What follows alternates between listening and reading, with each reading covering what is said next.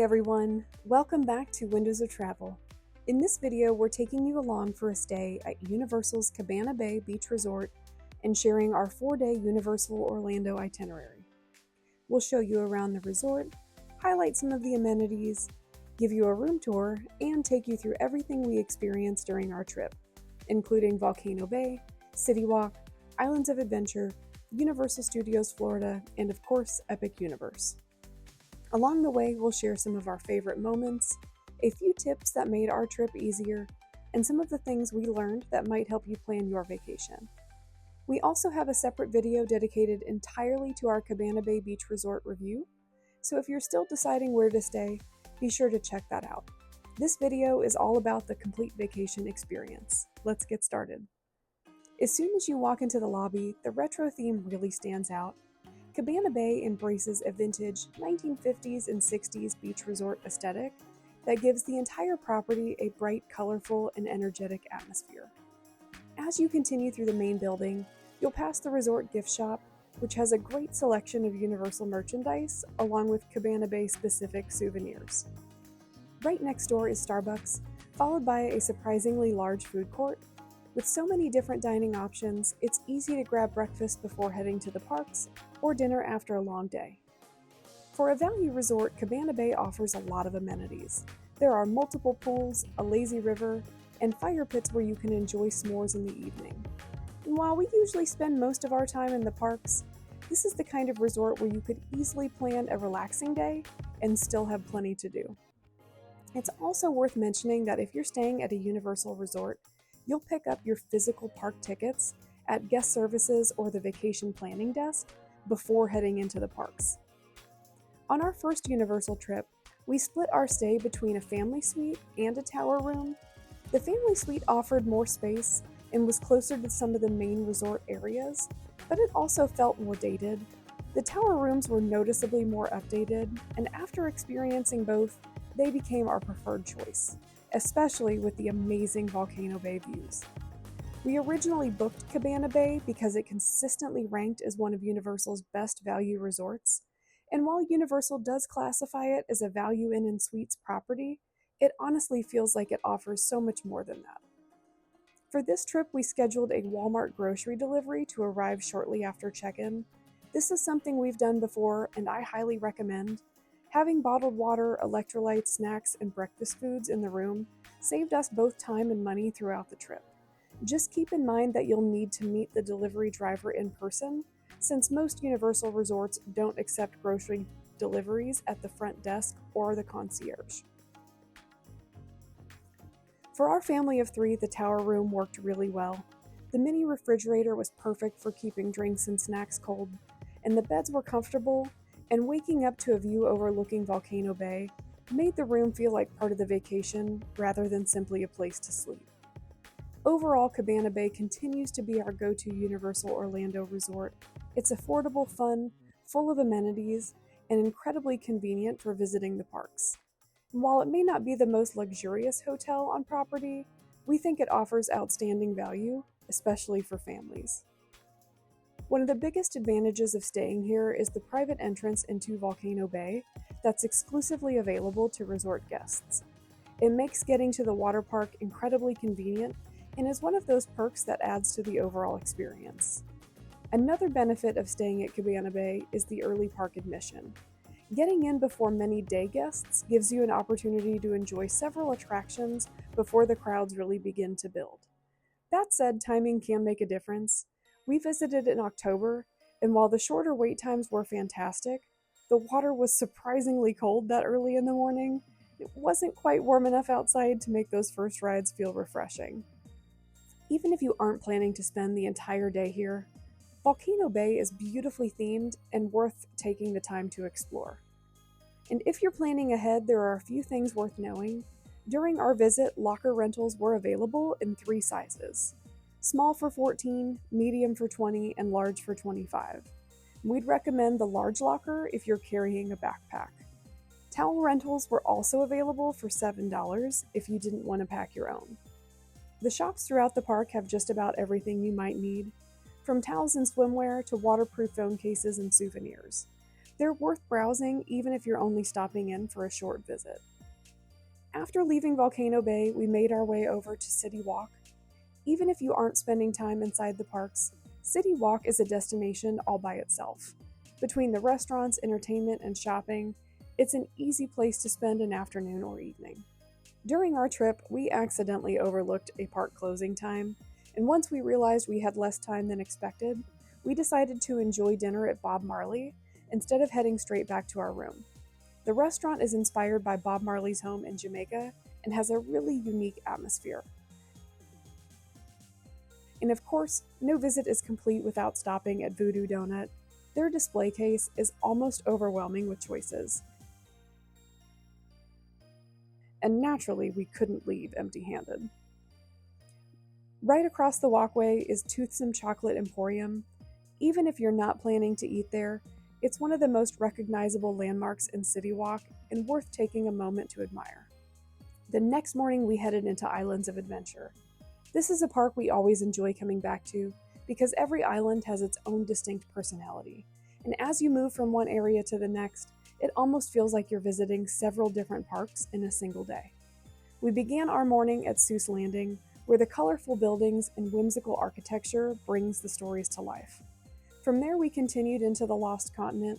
Universal has announced that this land will permanently close in 2027, although they still haven't revealed exactly what will replace it. Poseidon's Fury closed in 2023, so Mythos remains one of the last major landmarks in the area. Our next stop was Hogsmeade. No matter how many times we visited, seeing Hogwarts Castle appear at the end of the village still has the same exciting effect. And of course, we couldn't pass up a butterbeer while we were there. Leaving Hogsmeade, the atmosphere changes almost instantly. Even just walking beneath those iconic gates is something every Jurassic Park fan has to experience. Before leaving the park, we stopped to take in one of our favorite views across the Central Lagoon.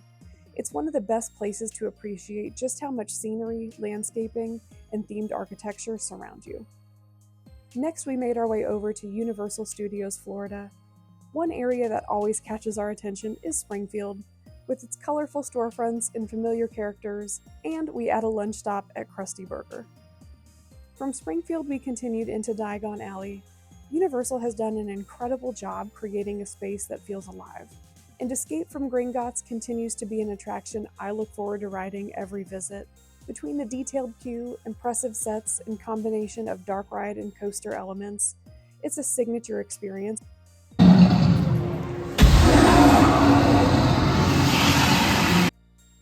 Now it was finally time for what we'd been looking forward to the most, Epic Universe. We expected transportation to be busy that morning, but even then we weren't prepared for just how quickly the buses filled up. We watched several leave before we were finally able to board one ourselves. So if you're planning to take advantage of early park admission, I definitely recommend getting to the bus stop earlier than you think you'll need to. Walking through the entrance to Epic Universe for the first time really gives you a sense of the scale of the park. Photos and videos just don't quite capture how large everything feels once you're standing there. Our first stop was Super Nintendo World. Traveling through the green warp pipe and seeing the land for the first time felt like stepping into one of the games. The photos and videos really don't prepare you for just how colorful and interactive everything is. Everywhere you look, something is moving, familiar music is playing, and there are little details that Nintendo fans will recognize almost immediately. And rather than jumping back and forth between lands, we decided to experience each world from beginning to end before moving to the next. Looking back, I think this is one of the best decisions we made. It allowed us to fully appreciate the atmosphere, attractions, food, and small details that make each land feel like it's its own destination. One thing Universal did especially well here was making the attractions begin long before you board the ride. Even the queues felt like part of the experience. And since we had express passes, we moved through them fairly quickly, but we still passed through many of the themed rooms instead of being sent straight to the loading platform. If you're visiting without express passes, I don't necessarily think that's a disadvantage in this land. Both Mario Kart and Yoshi's Adventure feature indoor queues, with interactive elements, familiar characters, and plenty to discover along the way. It's one of those places where taking your time actually adds to the experience. Mario has been around for generations, and that's part of what makes this land so much fun to explore. Whether you grew up with the original Nintendo Entertainment System or found Mario through more recent games, there are references tucked into nearly every corner. It's the kind of place where you'll probably notice something different every time you visit. Another fun feature is the optional power-up bands. Sure, they're another way for Universal to get a little more money out of you, but they also add another layer of interaction throughout the land. You can collect digital coins, complete challenges, and unlock little surprises as you explore. Mario Kart Bowser's Challenge combines physical sets with augmented reality to create an experience that's very different from a traditional dark ride. And after racing Bowser, we made our way over to Donkey Kong Country to experience Minecart Madness. Even walking into this section of the park was impressive, and Universal did a fantastic job recreating the jungle atmosphere from the games. Next was Yoshi's Adventure. It's a slower paced attraction, but that's part of its charm. The elevated ride offers some of the best views across Super Nintendo World, giving you a chance to appreciate details that are easy to miss from the ground level. And after working up an appetite, we grabbed lunch at Toadstool Cafe.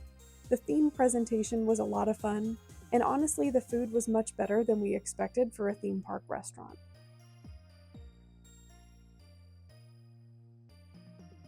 Our next stop was the Wizarding World of Harry Potter: Ministry of Magic. After spending time in Super Nintendo World, it was amazing how quickly the atmosphere changed. And rather than recreating the familiar streets of Hogsmeade or Diagon Alley, Universal transports you to the 1920s Wizarding Paris. The transition into the land was incredible, like stepping onto a movie set. The streets, cafes, and architecture all worked together to create that perfect time warp. After wandering through the streets, we decided to stop at Café L'Air de la Seine for a coffee and one of their famous crepes. It was a nice opportunity to relax for a few minutes. Next, we watched Les Cirques Arcanus. The combination of live performers, puppetry, and special effects fit seamlessly into the world Universal created here and made for a fun break between attractions. From there, we made our way toward Battle at the Ministry. The queue alone is worth taking time to appreciate. Instead of feeling like a hallway leading to a ride, it feels like you're actually making your way through a world that exists. Every room reveals another incredible space, and the level of detail just keeps getting better the further you walk. The scale of the Ministry is honestly difficult to capture. Towering ceilings, massive halls, and intricate architectural details make everything feel believable. It's one of those places where you find yourself constantly looking around instead of focusing on how much further you have to walk. Battle at the Ministry ended up being one of the highlights of our entire trip. Without giving anything away, it's an attraction that combines incredible storytelling, impressive technology, and some of the best themed environments we've experienced anywhere. Before leaving Paris, we stopped by Bar Moonshine to try a giggle water cocktail and spent a little more time wandering through the streets. Our next stop was the Isle of Berk. What surprised us most about this land was how enjoyable it was, even though we weren't familiar with the How to Train Your Dragon movies. It had an unbelievable combination of towering rockwork, colorful buildings, and constant activity throughout the village. We experienced each of the attractions, spent some time exploring the village, and watched the live stage show, which was a great way to take a break from the Florida heat. From there, we entered Dark Universe, and the mood changed almost immediately. Instead of bright colors and lively music, the village feels quieter, mysterious, and just a little unsettling, in exactly the way Universal intended. Every pathway, building, and hidden corner adds to the atmosphere. Finally, we returned to Celestial Park. The Constellation Carousel was unlike any carousel we had ridden before.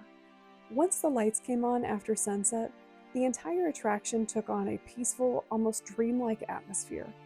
One small thing we did notice was that boarding moved slowly because each group was assigned to a specific creature before entering the ride. It wasn't a major issue, but it did make the loading process feel longer than it needed to.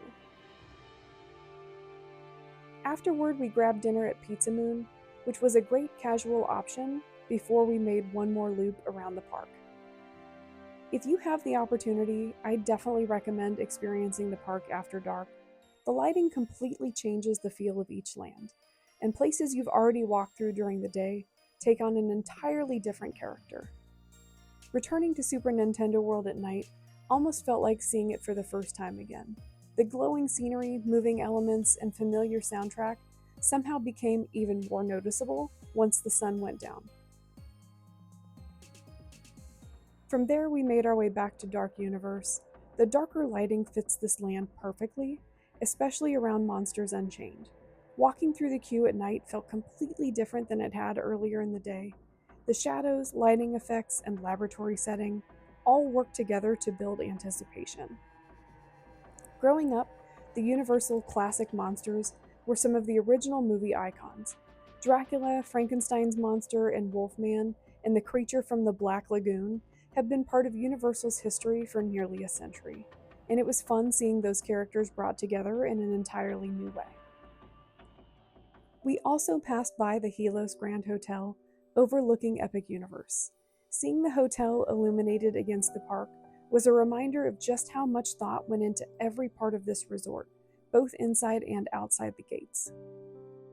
Our next stop brought us back to the streets of Wizarding Paris. During the evening, the cafes, storefronts, and architecture took on a completely different look under the warm lighting. And Isla Burke in the dark had an impressive fire effect glowing throughout the entire village.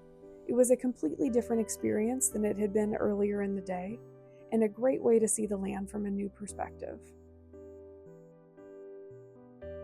Stardust Racers had been temporarily closed for several hours earlier in the day, but near the end of the evening it finally reopened, and we were able to catch one last ride before the park closed. It was a pretty memorable way to finish the day. And before making our way to the exit, we stopped to watch the nighttime fountain show in Celestial Park. It was a beautiful ending to a wonderful, wonderful day. Looking back on this trip, what stands out most isn't a single attraction or even a single park. It's how different each day felt from the last. From cooling off at Volcano Bay, revisiting the classic Universal parks, and finally experiencing the anticipated Epic Universe, every day offered something completely different. One decision that really shaped our experience was adding express passes to our third and fourth park days. It gave us the flexibility to experience the parks the way we wanted to, rather than planning our day around wait times. Whether you're planning your first Universal vacation or returning to experience Epic Universe for yourself, we hope sharing our trip helps you make the most of your own adventure. Thanks so much for watching. If you enjoyed coming along with us, don't forget to like the video and subscribe to the Windows of Travel channel, and let me know in the comments which park you're most excited to visit. And we will see you in the next video.